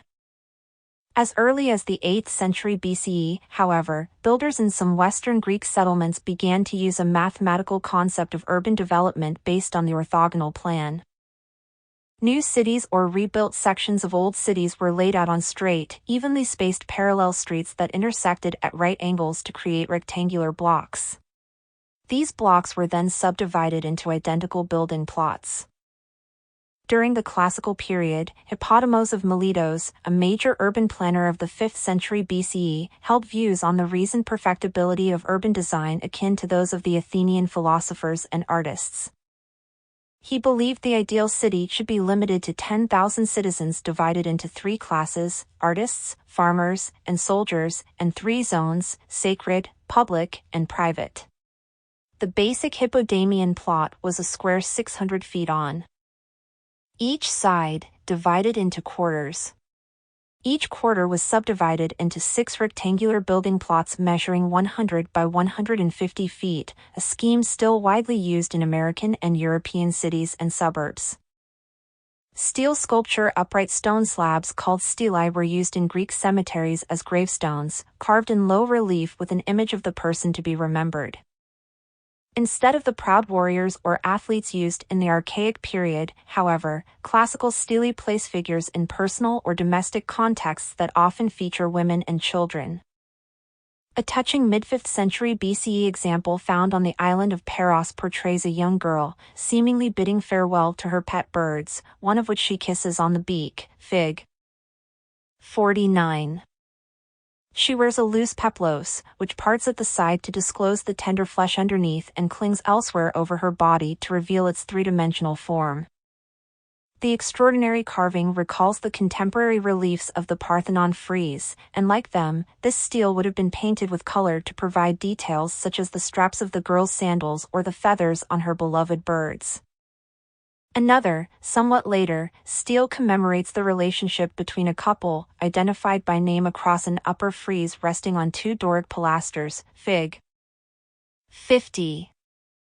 The husband Tesleios stands casually with crossed legs and joined hands, gazing at his wife Theano, who sits before him on a bench, pulling at her gauzy wrap with her right hand in a gesture that is often associated with Greek brides. Presumably this was a tombstone for a joint grave, since both names are inscribed on it, but we do not know which of the 2 might have died first, leaving behind a mate to mourn and memorialize by commissioning this stele. The air of introspective melancholy here, as well as the softness and delicacy of both flesh and fabric, seem to point forward out of the high classical period and into the increased sense of narrative and delicacy that was to characterize the 4th century BCE. Painting the painted stoa built on the north side of the Athenian agora, cfig. 47, about 460 BCE is known to have been decorated with paintings by the most famous artists of the time, including Polygnotos of Thassos. His contemporaries praised his talent for creating the illusion of spatial recession in landscapes, rendering female figures clothed in transparent draperies, and conveying through facial expressions the full range of human emotions. Ancient writers described his painting, as well as other famous works, enthusiastically, but nothing survives for us to see. Whiteground's ceramic painting, however, may echo the style of lost contemporary wall and panel painting. In this technique, painters first applied refined white slip as the ground on which they painted designs with liquid slip. High classical white ground painting became a specialty of Athenian potters. Artists enhanced the fired vessel with a full range of colors using paints made by mixing tints with white clay, and also using tempera, an opaque, water-based medium mixed with glue or egg white.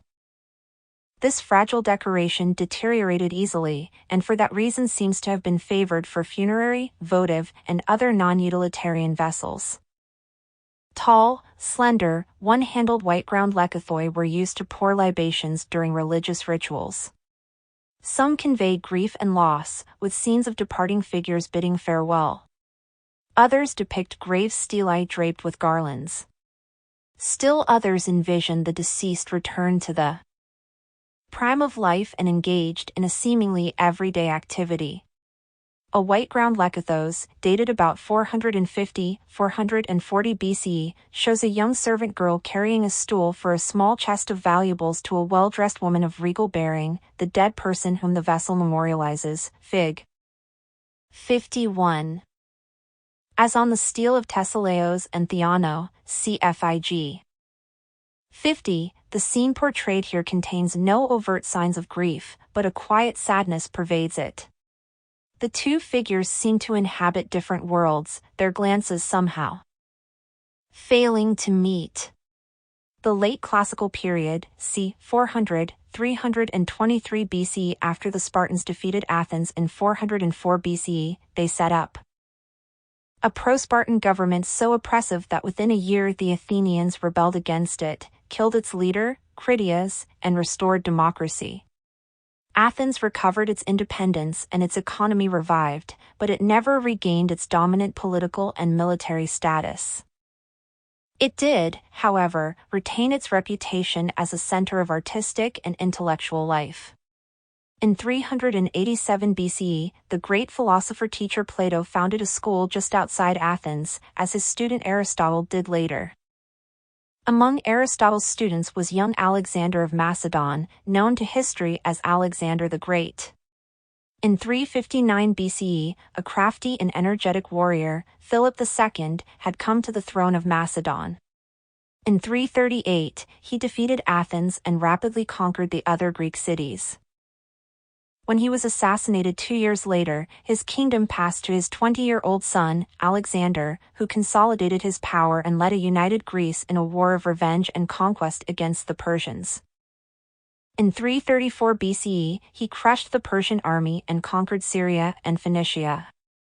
By 331, he had occupied Egypt and founded the seaport he named Alexandria. The Egyptian priests of Amun recognized him as the son of a god, an idea he readily adopted. That same year, he reached the Persian capital of Persepolis and continued east until reaching present-day Pakistan in 326 BCE. His troops then refused to go any farther. Map. On the way home in 323 BCE, Alexander died of a fever. He was only 33 years old. Changing political conditions never seriously dampened the Greeks' artistic creativity. Indeed, artists experimented widely with new subjects and styles. Although they maintained a classical approach to composition and form, they relaxed its conventions, supported by a sophisticated new group of patrons drawn from the courts of Philip and Alexander, wealthy aristocrats in Asia Minor, and foreign aristocrats eager to import Greek works and, sometimes, Greek artists. Sculpture. Throughout the 5th century BCE, sculptors had accepted and worked within standards for the ideal proportions and forms of the human figure, as established by Phidias and Polykleitos at mid-century. But 4th century BCE artists began to challenge and modify those standards. On mainland Greece, in particular, a new canon of proportions associated with the sculptor Lysippos emerged for male figures, now 8 or more heads tall rather than the 6.5 or 7 head height of earlier works.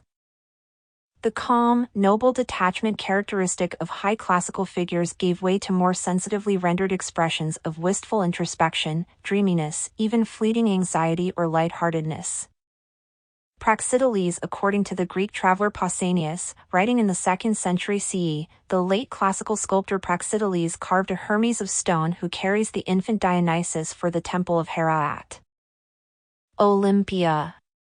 In 1875, just such a statue depicting the messenger god Hermes teasing the baby Dionysus with a bunch of grapes was discovered in the ruins of this temple. Fig. 52.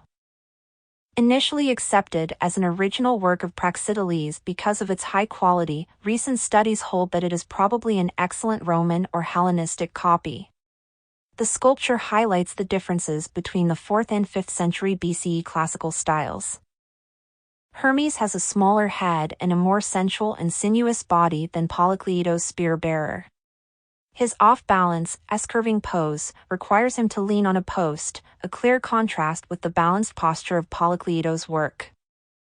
Praxiteles also created a sensuous play of contrasting textures over the figure's surface, juxtaposing the gleam of smooth flesh with crumpled draperies and rough locks of hair. Praxiteles humanizes his subject with a hint of narrative, two gods, one a loving adult and the other a playful child, caught in a moment of absorbed companionship. Around 350 BCE, Praxiteles created a daring statue of Aphrodite for the city of Knidos in Asia Minor. Although artists of the 5th century BC had begun to hint boldly at the naked female body beneath tissue-thin drapery, as in the panel showing a Nike adjusting her sandal, this Aphrodite was apparently the first statue by a well-known Greek sculptor to depict a fully nude woman, and it set a new standard. Fig. 53. Although nudity among athletic young men was admired in Greek society, nudity among women was seen as a sign of low character. The acceptance of nudity in statues of Aphrodite may be related to the gradual merging of the Greeks' concept of this goddess with some of the characteristics of the Phoenician goddess Astarte, the Babylonian Ishtar, who was nearly always shown nude in Near Eastern art. In the version of Praxiteles' statue seen here, the goddess is preparing to take a bath, with a water jug in her discarded clothing at her side.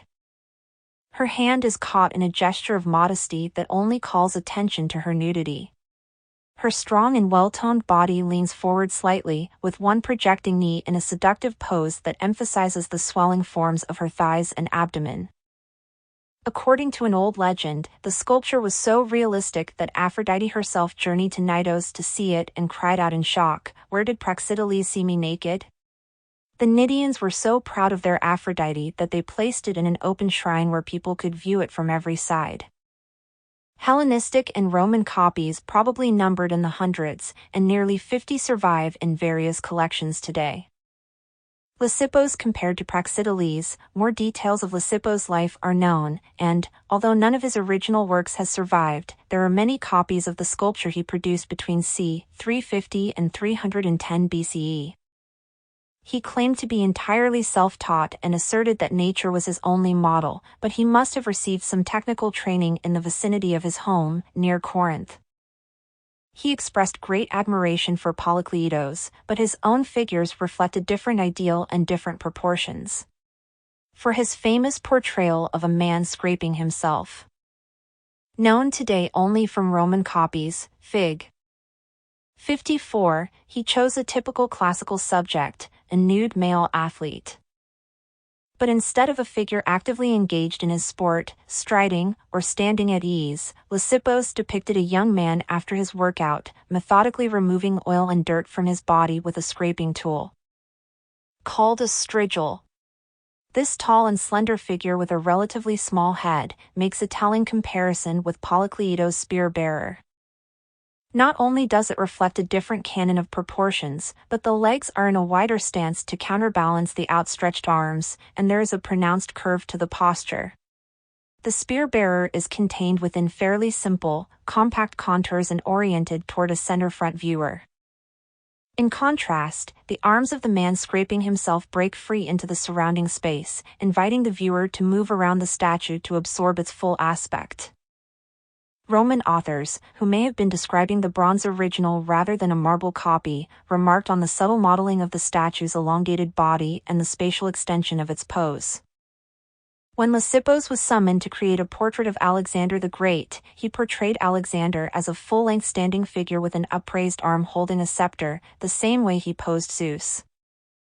Based on description and later copies, we know Lysippos idealized the ruler as a ruggedly handsome, heavy-featured young man with a large Adam's apple and short, tousled hair. According to the Roman historian Plutarch, Lysippos presented Alexander in a meditative pose, perhaps contemplating grave decisions, waiting to receive divine advice.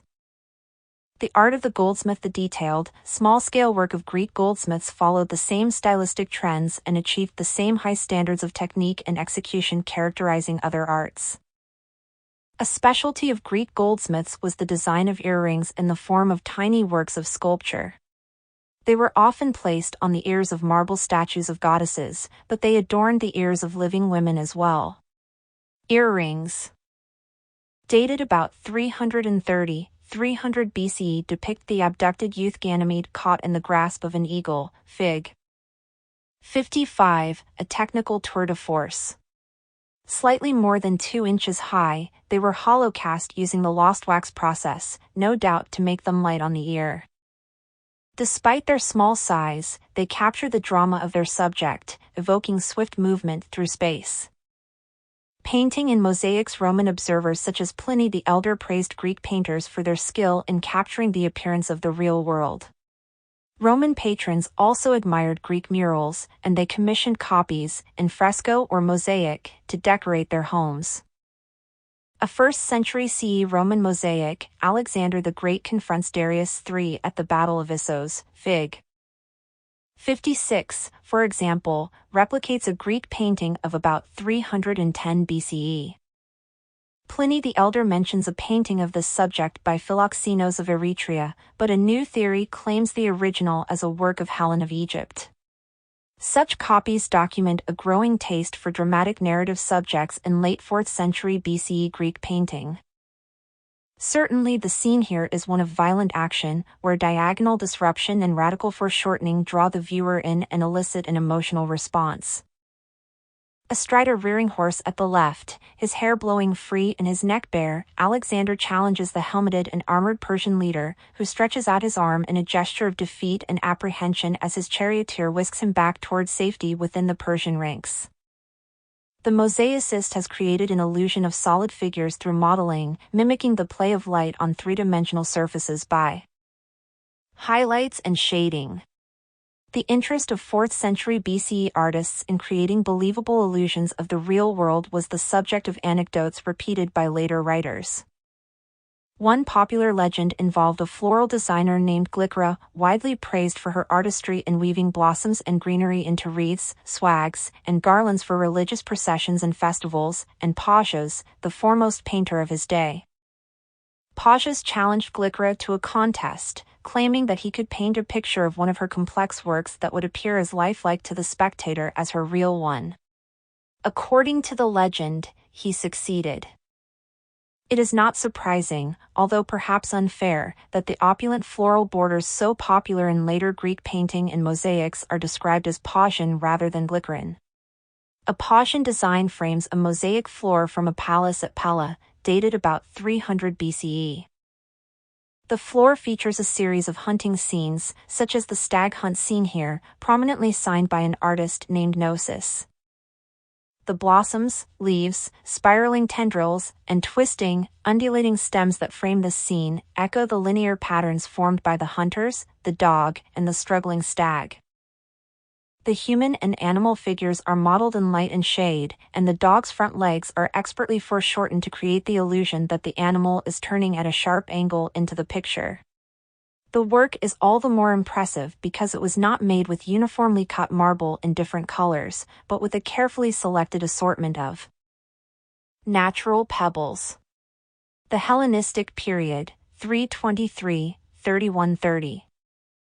BCE. When Alexander died unexpectedly at age 33 in 323 BCE, he left a vast empire with no administrative structure and no accepted successor.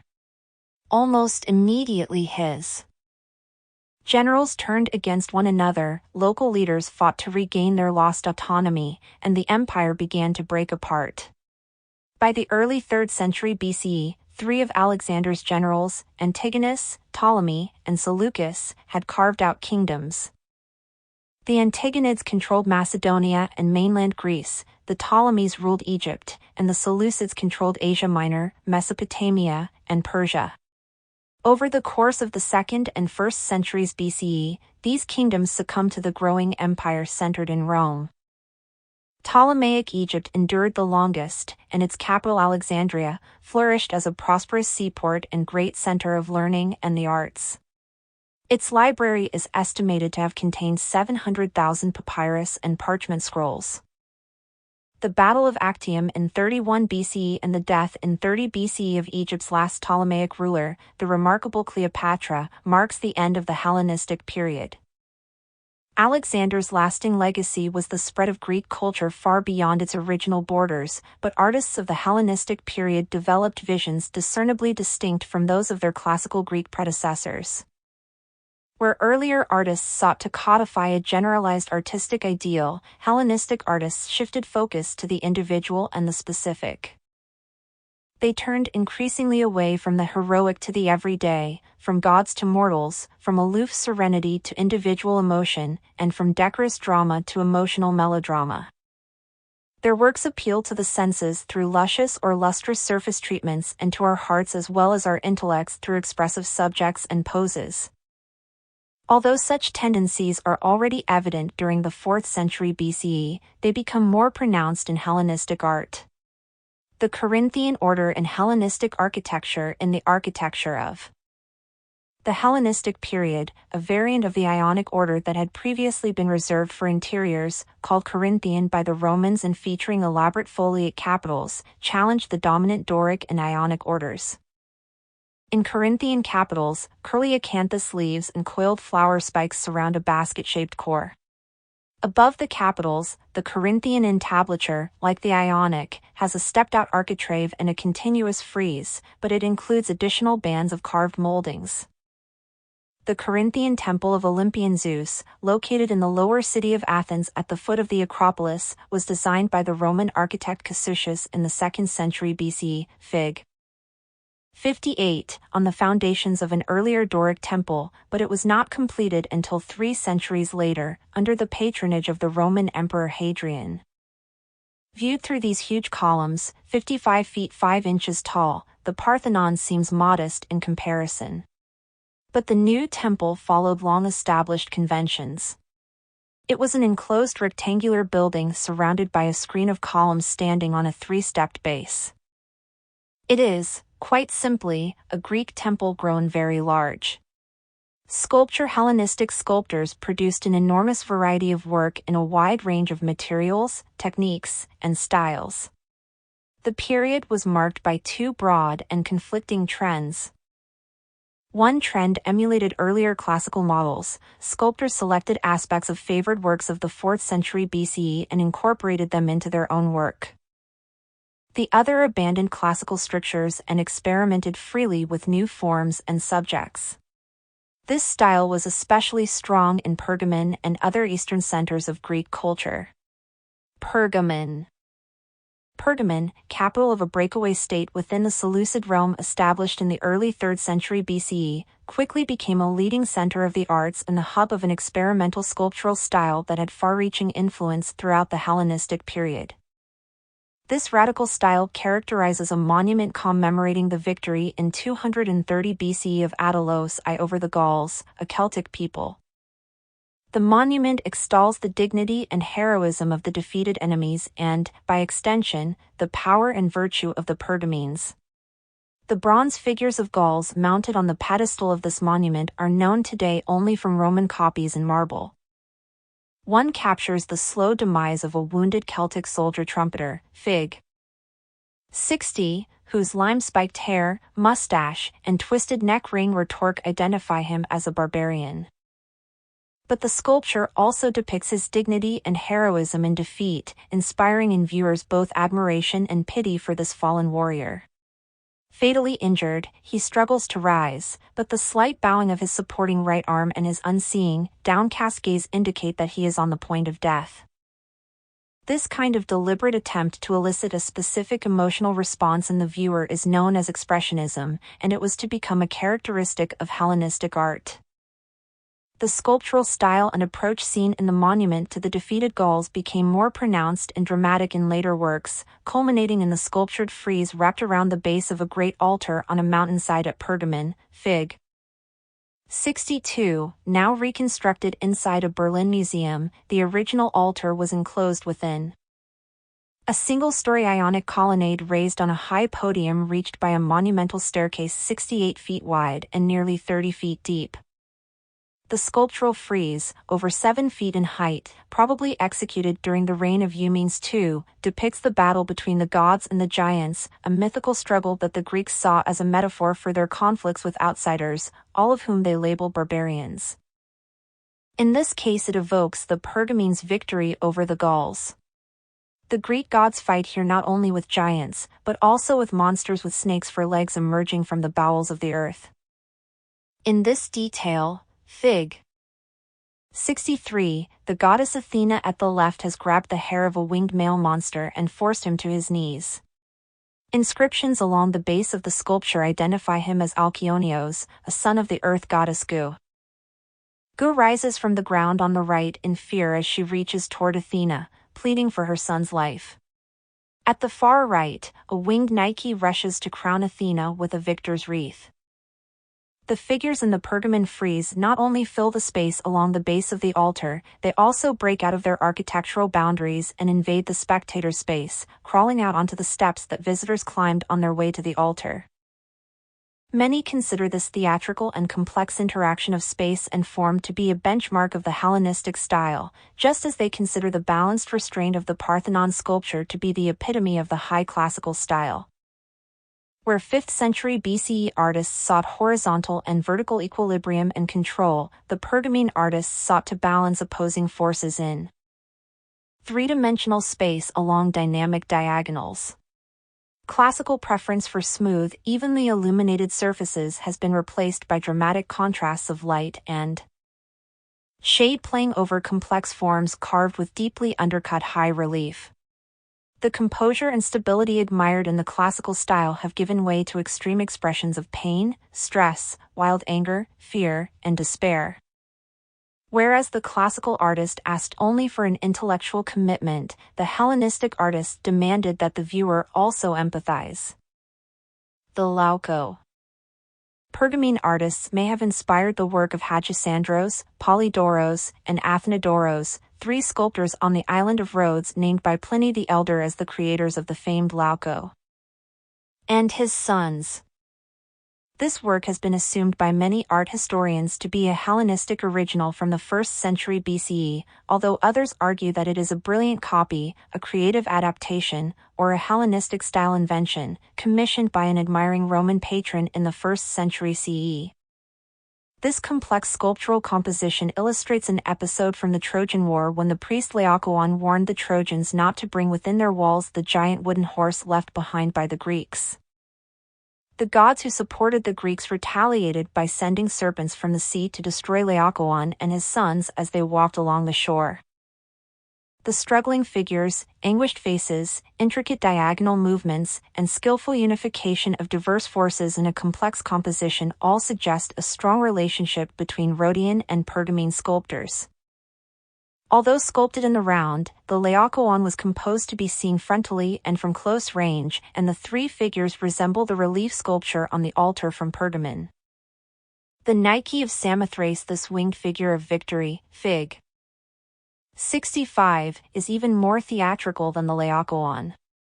In its original setting, in a hillside niche high above the theater in the sanctuary of the great gods at Samothrace, perhaps drenched with spray from a fountain, this huge goddess must have reminded visitors of the god in Greek plays who descends from heaven to determine the outcome of the drama. The forward momentum of the Nike's heavy body is balanced by the powerful backward thrust of her enormous wings. The large, open movements of the figure, the strong contrasts of light and dark on the deeply sculpted forms, and the contrasting textures of feathers, fabric, and skin typify the finest Hellenistic art. Old woman, the Hellenistic world was varied and multicultural, and some artists turned from generalizing idealism to an attempt to portray the world as they saw it, including representations of people from every level of society, unusual types as well as ordinary individuals. Traditionally, this figure of an aged woman, Fig. 66, has been seen as a seller on her way to the agora, carrying 3 chickens and a basket of produce.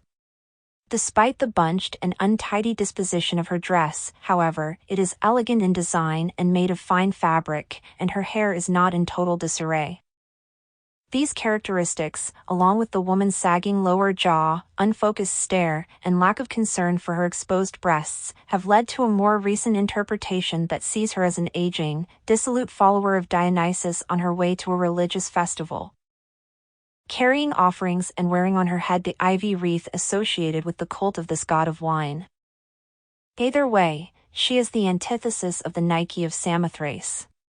Yet in formal terms, both sculptures stretch out assertively into the space around them, both demand an emotional response from the viewer, and both display technical virtuosity in the rendering of forms and textures. Aphrodite of Melos. Not all Hellenistic artists followed the descriptive and expressionist tendencies of the artists of Pergamon and Rhodes.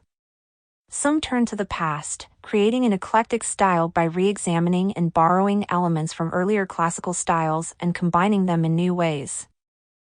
Many looked back to Praxiteles and Lysippos for their models. This was the case with Alexandros, son of Menides, the sculptor of an Aphrodite, Fig. 67, found on the island of Melos by French excavators in the early 19th century. The dreamy gaze recalls Praxiteles' work, cfig. 53, and the figure has the heavier proportions of high classical sculpture, but the twisting stance and the strong projection of the knee are typical of Hellenistic art, as is the rich three-dimensionality of the drapery. The juxtaposition of soft flesh and crisp drapery, seemingly in the process of slipping off the figure, adds a note of erotic tension. By the end of the 1st century BCE, the influence of Greek painting, sculpture, and architecture had spread to the artistic communities of the emerging Roman Empire.